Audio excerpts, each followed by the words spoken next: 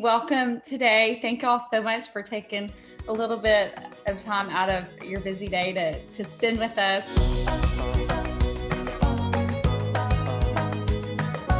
We know how precious all of your kids are, and we would love for them to be at Huawni this summer, but I just wanted to tell you a little bit about how I have been impacted by Camp Huawni and how I grew, and now how Parks, having gone for 3 summers, has been impacted by camp, and kind of the impact on me as a parent. But first, I want to go back to 1985. This is my cabin picture when I was 6 years old. I think what cabin? I think it was Lily Pad. But so I grew up at camp, went there for tons of summers as a camper. I think 10, 11, then served on staff for 5 years, directed, until I had to be a grown up and go to law school and get a real job. So, my Huawni story is that I grew up there. My granddad founded it in 1965. Then my dad and my uncle ran it. And now my brother and Travis and TJ, it's in their hands, and we're so grateful. But camp impacted me with life lessons that are still with me today. How to serve others, how to make a friend, how to encourage one another, how to compete, how to run a race, literally and figuratively in life, how to go to battle for someone. I learned all while I was at camp. I learned how to make a bed and sweep a cabin floor, how to rake pine straw and grass on the soccer field, how to organize a cabin skit, how to get along with others, how to dance, how to play, how to fish, how to swim the long leg of the Huawni Derby, and run with endurance when we were doing the OC team run. I got to be carefree, try new things, sharpen God-given gifts, and still carry all these things with me today. I think I grew most at camp in my friendships. The friends I made at camp were divinely appointed. I'm sure half of my bridesmaids were camp friends. I had a friend to visit in a ton of places in a built-in community when I got to college because of Camp Huawni. Tim Trout was one of those people when he came a few years after me. I was seen for who I was as myself, shy and reserved, but yet competitive and wanting to spread my wings. So I feel like it's the relationships that are special at Camp Huawni. They're real, true, lasting friendships. And 20 years later, I'm still waking up thinking about camp after having dreams about having a Friendsgiving together at one of our counselor friends' houses. And then that same day, one of my friends who lives in DC called me and said she dreamed of camp that night, that we were having a disco for a celebration, and she had to make a Walmart run to go find a disco ball. So I just feel like it's a lifelong relationship that stays with you. And so fast forward to 2017, to Parks going to camp. You can kind of see right there, that's his first year. And, obviously it wasn't foreign to him because he had been around there, but he attended the first year when he was 7 years old. He'll now be going his 4th year. I've seen him thrive in a technology-free environment where he just gets to be a kid. He gets to eat watermelon in the creek and have watermelon fights, play capture the flag and Huawni uprising. He gets to pitch and hit at a game of wiffle ball. There's no Nintendo Switch or YouTube watching or playing Alexa. He's just out in the piney woods, enjoying God's creation, participating in traditions I did as a kid. And there's just something magical. At Huawni, we call it the Huawni magic, about seeing your kid experience something you did as a child. It's impacted Parks by fostering his God-given abilities to encourage and include others. He's friends with most every kid and gets to know them and their name. He loves tribal competition and fishing and crittering and wiffle ball. Camp fosters in him an innate ability to be the best version of himself and to be humble. He meets counselors who are his role models, who take time to meet him for lunch, even when they're in town. He sees friendships and relationships at their finest. And this year, Cannon is old enough, our 5-year-old, who will be 6 in January. So he's going to get to share that with his little brother, which I'm super excited about because they're pretty close right now. But I feel like with sibling relationships, camp takes it to the next level because they're not there with their parents. They get to just rely on each other And it's just a really neat thing for siblings to experience camp together. As a parent, I will say that I have the joy of knowing Parks is following in the footsteps of a fourth generation camper. He gets to walk on the same grounds his great grandfather did and be a kid, just as Daddy Earl, my grandfather, envisioned. He grows in independence. He's known for just for him, not as our son or so and so's brother. He's known for Parks. And camp is a great trial run for letting your kids go, whether it's high school, college, just their independence. It's a great trial run when you're not there telling them what to do. You give them freedom and you give them the reins to be on their own with supervision and counselors to model relationships for them. I want the friendships, the simple fun, the tradition, the outdoors for him, because it creates this common bond between us that will last a lifetime. I want him to have camp friends that are going to stand alongside him for the rest of his life, and in the good and the bad. I know I will not always be who he goes to and his number one, and I know he needs others in his life to build him up and hold him accountable. And by letting him experience independence at Huawni, it's allowing him to have the tools for a lifetime to relate to others and develop life skills and lessons that will always be with him. And I also wanted to show y'all Parks' little certificate from his first year at Huawni, which is kind of fun. He loves it. We have it framed in our game room. And then this is another thing that he got this summer. And so it's called Fields of Gold. And his counselors fill this out, and it says, you know, when you forget who you are, we'll remind you. And then it has his name, what session, and his counselors. And then on the other side, you can kind of see what they affirmed him for.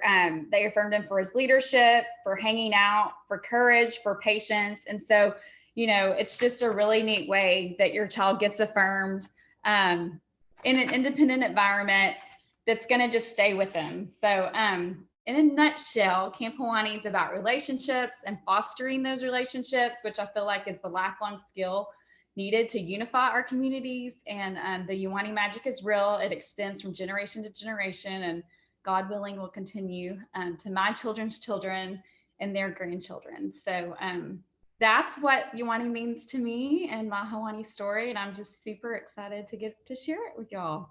And that's why I just want that for each of your sweet, precious kids, because I know how valuable they are to y'all. And yeah, I want them to be at camp this summer. What questions do y'all have? Well, I just want to say, first of all, take a breath. Like, anyway, that was great. I mean, Michael and I have talked about this. I mean, I was a camper growing up too in the hill country. And when I moved to Houston and didn't really have a friend group, my camp friends were my immediate go-to. Same thing in my wedding and whatnot. So it's really important to me that both my boys go to camp. And one of the reasons that I wanted to join today is my oldest son made the decision to go to a different camp to kind of broaden his horizons. He gets very focused on a small group of people, and that's great. He's loyal, but it was important to us that if he was ever put in a situation like I was, where he went to a big city where that he needed to not just be with the same friend group. And it was a great experience for him. He's only gone 1 year, but my younger son, I'm not sure that's the right place for him. My boys are Michael Ann knows, my boys are very, very different. And I loved Michael Ann's point about the sibling connection, but I also fear that my younger son will try to follow in his brother's footsteps, and he's not an athlete. He could care less. It's pulling teeth to go to the flag football games every Saturday to support his brother. He's the technology kid, and we've got to work from that. So, and also the independence thing, he's very much a mama's boy. And so we've got to work on how Reed can be independent. And I think being in the Huawni environment might be better for him. So not sure that it's this summer, but I just am really happy that there's a place like this closer to home, and that he won't have to compete with his brother. So thank you for what you said about it, because I think it just seems like it's a little bit different than kind of the experience that my older son has. So anyway, it's important to me. So thank you, Michael Ann. Yeah. Tim, do you have anything you want to share from your Hawaii experience? Sure. I obviously have very fond memories, and I've overstayed my welcome for a very long time, past the adult period, most likely. But yeah, the the friendships are definitely the tie that binds for camp for me, and I still have some of my very best friends are from camp, and we, even though we don't have camp where we would see each other very often, and a lot of us are located, throughout the state and the country, um, we still communicate, and we haven't, obviously been to camp in 10, 15 years, yet we still communicate on that front. So it's just something about living with different people, and then doing those different experiences that make you, you know tighter friends, and just lifelong relationships that, you get to a point to where I don't you're not even that excited about necessarily what type of activity you may be doing. You're just excited to get back and see your friends. And that's I told you, Michael, Ann, and Pam, y'all would know this 100 times over with me, but that's we you look forward to it immediately when you finish. You're already ready to get back, and you can't believe you have to wait, 330 days or whatever it is to get back. But that's all you think about during the school year. And Michael and I laughed. I still have, dreams like that from time to time, where you're like, oh my gosh, and am I late to flag raising, whatever it may be. But that stuff just stays with you forever. It's lifelong. And then, of course, I want Mary Martin to experience that, and Laura, to what you were saying, some of that, you know, the it's not necessarily super athlete camp, which is probably better for Mary Martin in that regard. I want her to just build the relationships. And I think that's what camp is perfect for. And that's how it worked really well for me. I like the sporting activities though also, but still it's the friendship in the end that remains. So, and plus just the family atmosphere that, the Adams have created there is just a different thing for me, that I don't know that you see that everywhere at other camps. So, there's, as far as lifelong relationships, that's where I find my most benefit at camp. Awesome. Thanks for sharing. Lindsay, do you have any questions? Um, so how many, I'm guessing, like, I know you'll send me some information by email. I'm wondering how many weeks are available, like, to choose from in the summer? TJ, you want to take that, or you want me to, or? Yeah, so total, there's 8 total weeks out of the summer. So on the front, the first week of camp is actually a 1-week camp. And then the last week that we have of camp is a 1 week. So we kind of bookend it. And it's a starter to kind of, if your kids are not used to going away from home kind of thing. So typically it's probably not more for the kids. It's probably more for the parents, I found, that are nervous to have their kid away for too long. The kids are fine. And then in between, there's 3 2-week sessions that they'd be out at camp. Mm-hmm. Okay. I have my daughter is actually in Cannon's class at school. And so this would be her first year at camp. And so her father and I were discussing, like, okay, 1 week, or, I think it'd be good for her. Very, very good for her.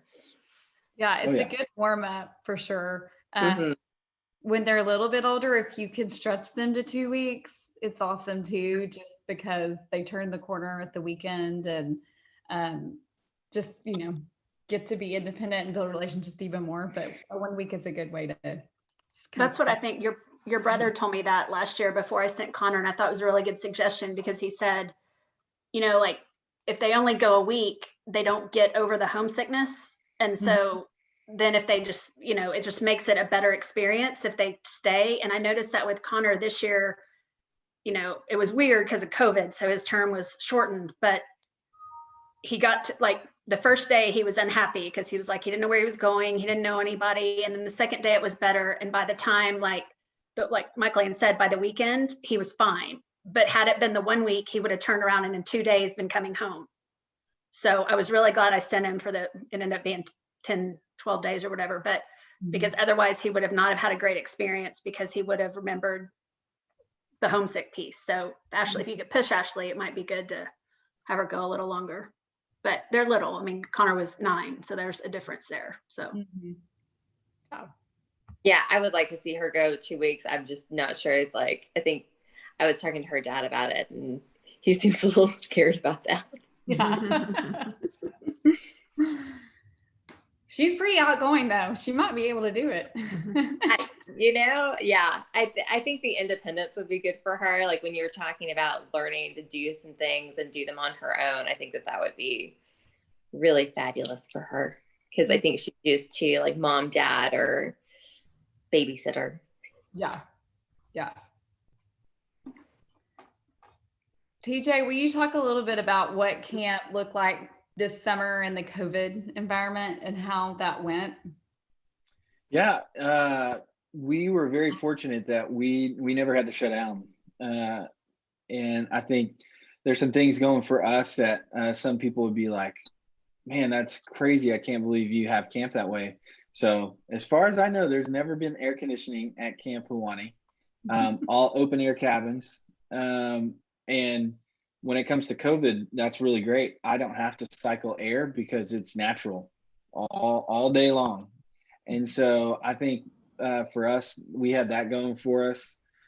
We did make some provisions this last summer, kind of had the Willy Wonka golden ticket. Before you came to camp, we put it on the parents like, hey, if you really want your kid to come to camp, we're asking you to abide by what we mean by staying away from other people and being quarantined. And we kind of lay out, when we say quarantine, we're taking that from a group called the ACA, the American Camping Association. Plus, we had some folks in Texas lobbying for camps to be open, and they gave us some guidelines too. And so we followed those guidelines. But if you follow those guidelines, we give you kind of 2 options. Option 1 was basically being quarantined for 14 days prior to coming in camp. And then kind of a questionnaire. Hey, have you been exposed to anybody? You answer these few questions. And if you fill that out, you can come in. I was pretty hard-nosed about that. And hopefully as a parent, that is a relief to you, because there were parents that I sent away and just said, hey, listen, luckily in 2 weeks, we have space. So you can come back in 2 weeks, but you don't have that paper and you can't prove to me that happened. And so I answer to the state health department as well.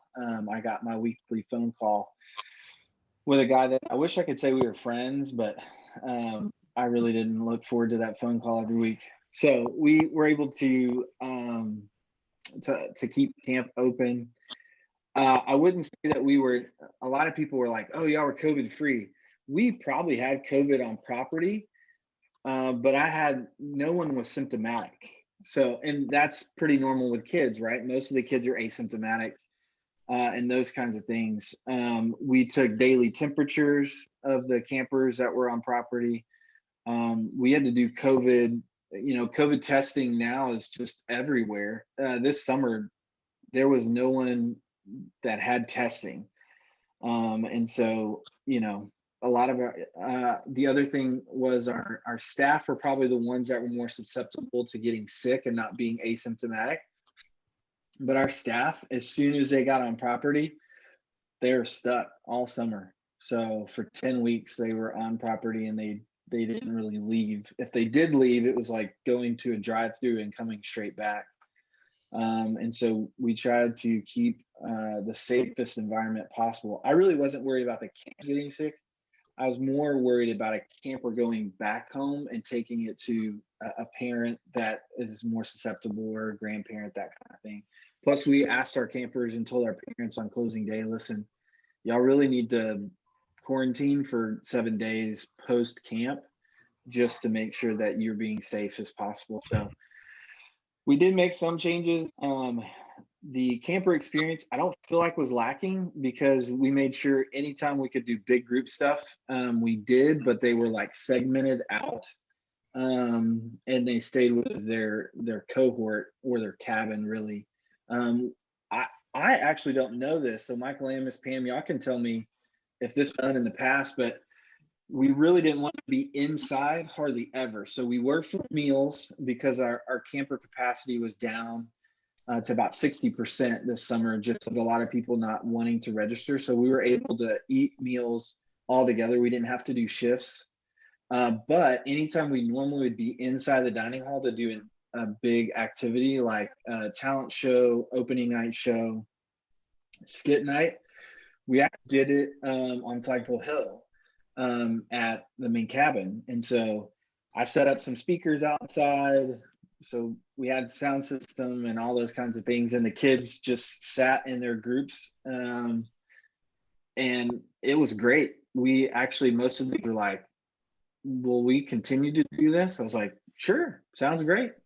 And so we did as many things as possible outside, kind of in their groups. And if they didn't mix, but they got to see kind of each other.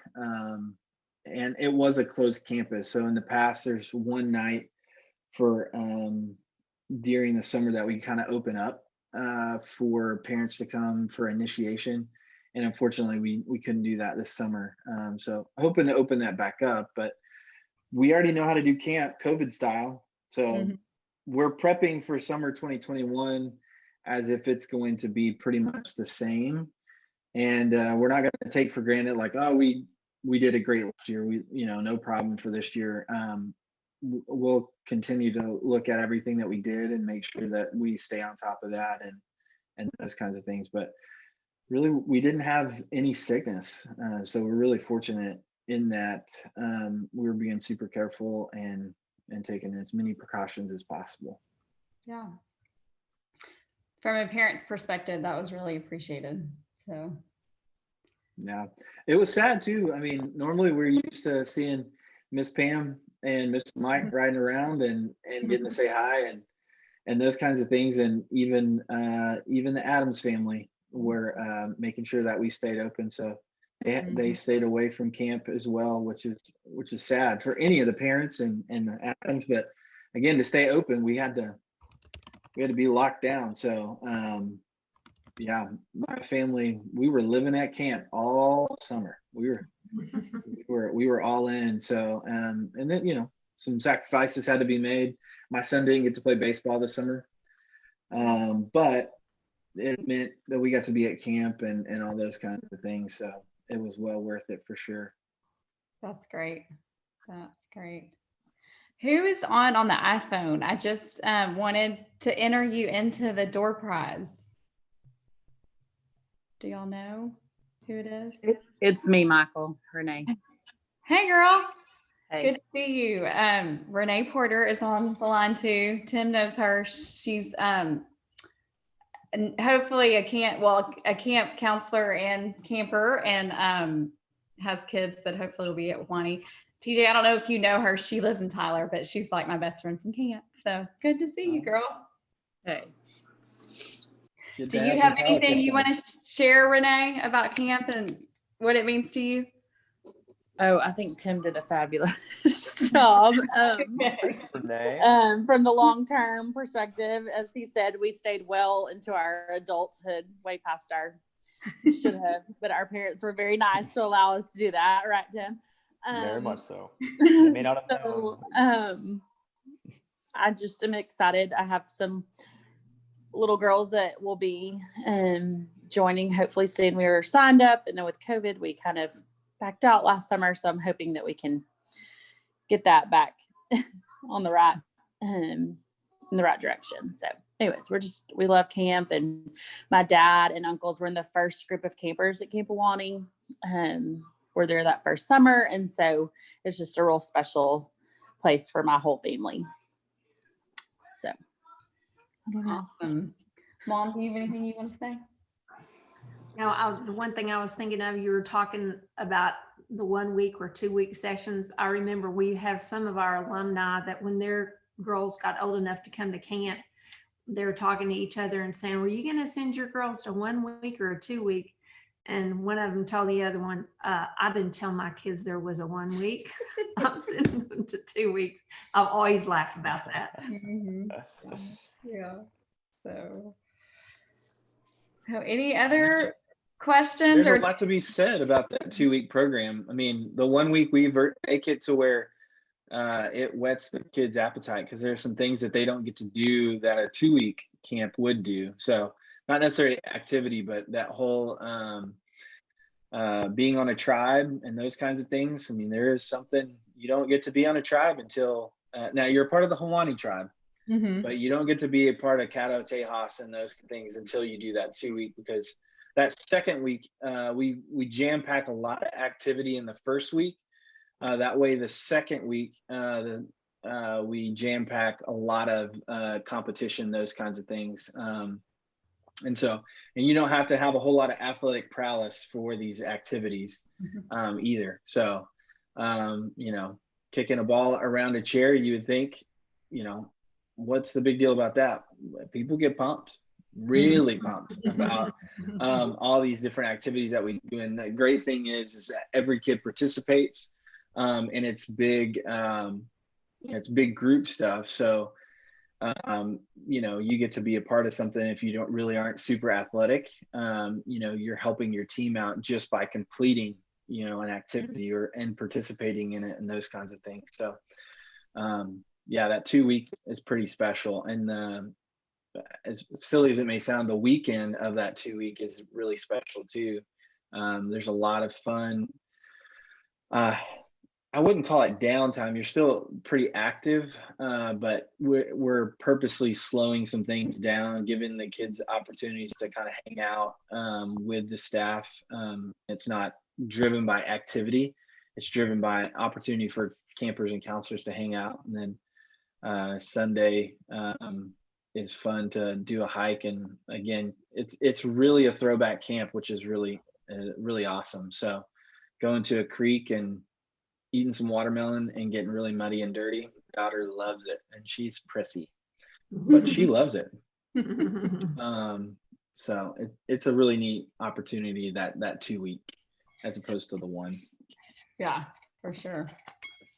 For sure. Any other questions before we draw for door prizes? So, Okay. Mom, I'm going to let you draw.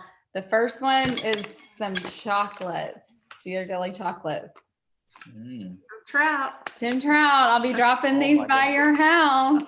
I'm glad that you got this Door prizes. because the other ones are kind of girly. So Becca would have to enjoy that. Okay, that's fine. Fair enough. Thank you. Okay, the next one is lip scrub, juicy watermelon. I was thinking about watermelon fights in the creek, and this hand sanitizer is watermelon and aloe vera. So, Mom, you want to draw? Renee Porter, you won. Get excited. He's sending these your way. Woohoo! Woohoo! The last one is some sheet mask, face sheet mask, and cleansing towelettes, like makeup remover. So, Mom, go ahead and draw. Laura Barclay. Woohoo! Thank I you. can give these to you tomorrow. Yes, ma'am. Thank you. Yeah. Well, I know that there may be some follow-up information that we are going to send to y'all, but hopefully, if you haven't, do we need to fill out the form, TJ, just to get their information, or can I provide that to you at some point, or what do we need to do? Yeah, if you have everybody's info, we can grab it. It's pretty easy for us to send. Really, the big thing is getting you to if you want to register, it'll give you. We'll send the link to you, and then it's $200 for a 2 week. It's $250 off if you sign up, and then there's some other incentives there. If you pay in full, there's a percentage off too, and those kinds of things. So, again, the big things for us this summer is we're super fortunate that we were able to stay open in the midst of all the craziness in the world, and it really was super helpful for the campers. We heard a lot of great feedback being able to go to camp and just be able to let loose for a little bit and be outside the house, be away from technology, those kinds of things. And so we're gearing up for another summer to do those things. And we're also gearing up a little bit too, to make sure that we're in a good place with our staff and training our staff, just in the midst of all this COVID stuff, to make sure that we're in a great place to care for these kids when they're coming out of all this COVID into it. It was kind of a shock for some kids to wait, I can go do this. It's like, yeah. Do I have to have a mask on? And it's like, no. A lot of camps did do masks. We didn't. Actually, 2-week camping is probably, again, another one of those good things. Once you get day 7, the doctors that we met with, one sends his kids to camp and all that. He was like, man, you get to day 7, you have all those kids and you aren't leaving property. Man, you're in this like bubble. You're in a cocoon, and y'all get to just unload and have fun. So we'll send you that information. If you have any questions, you can feel free to reach out, and just trying to get the word out again for a place for kids to be taken care of, to be loved on, to build those friendships, and to be in a safe environment in which to do that out at camp. So we want to get the word out. So if y'all have any questions, Mike Lamb for sure can answer them, and then you'll have my info as well. So. Yeah. Thank you very much, TJ. Appreciate the information. Yeah. You bet. Thanks for all you Michael do. Ann. We're Thank you. grateful. Yeah. Thank you guys.